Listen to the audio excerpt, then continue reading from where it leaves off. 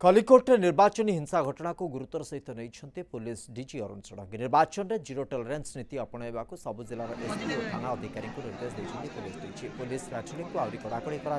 Video conferencing में समस्त जिलार SP सहित आलोचना करेंगे।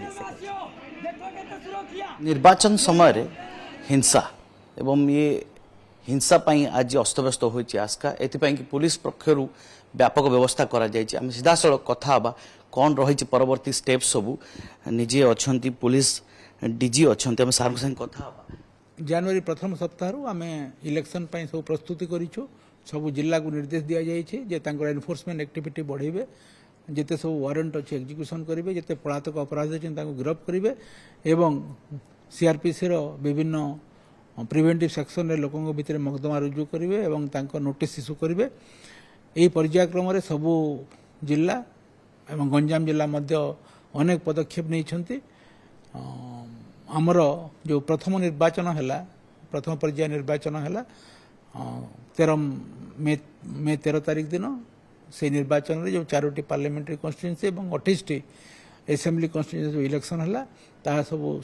शांति श्रृंखला समापन है से 6टा जिले में नक्सल उपद्रव रही ता सत्वे भी आमर इलेक्शनटा बहुत पीसफुली है कौन सी घटना घटी ना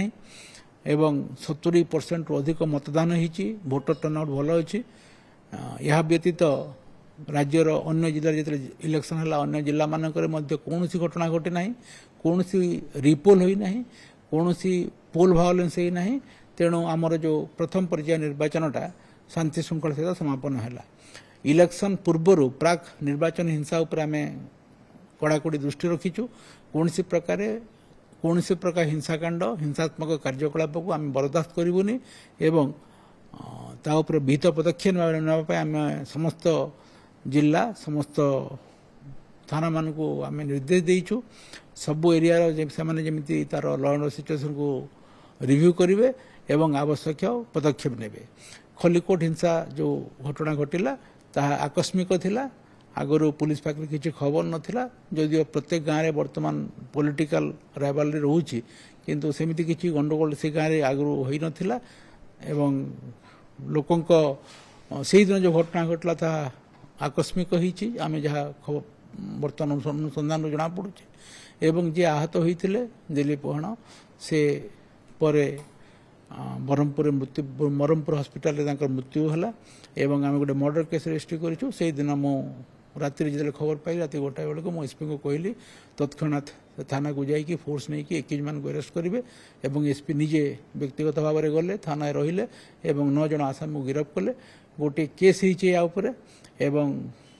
से केस रो तदंत आम गोटे स्पेशल इन्वेस्टिगेशन टीम को देचु जो माने कि अनुसंधान करेंगे एवं ये अनुसंधान करिकी जिते सब साइंटिफिक एविडेंस कलेक्शन करेंगे सब प्रकार एविडेंस कलेक्शन करेंगे एवं आमर आईजी जी अच्छा सदन रेंज तत्वावधान एवं से माने अति अल्प दिन भितर 30 दिन भितर केस रो चार्जसीट करेंगे जो द्वारा ट्रायलटा शीघ्र सर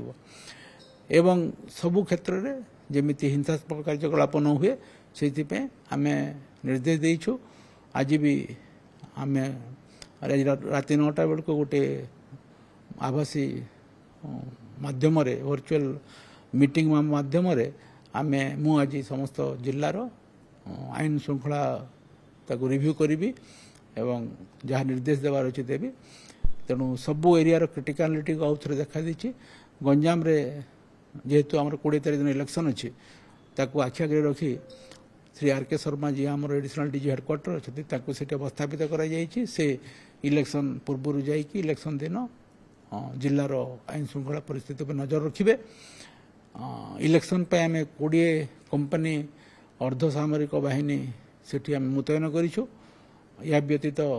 सबू एरिया रे बर्तमान मोबाइल पेट्रोलिंग आमर आरंभ हो गला तेणु शांति श्रृंखला केमती निर्वाचन सर आमर मुख्य उद्देश्य एक अबाध निरपेक्ष एवं मुक्त निर्वाचन पर आम समस्ते प्रतिश्रुतिबद्ध एवं आम सब विहित पदक्षेप नबू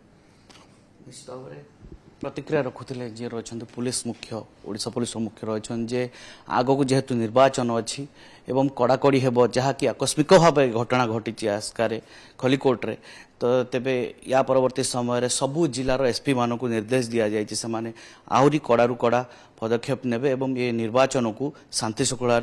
केमती सारीज ता समस्त रही अपेक्षा। भुवनेश्वर कैमरा पर्सन रविंद्र सहित सुनील कुमार नायक, न्यूज़ 7।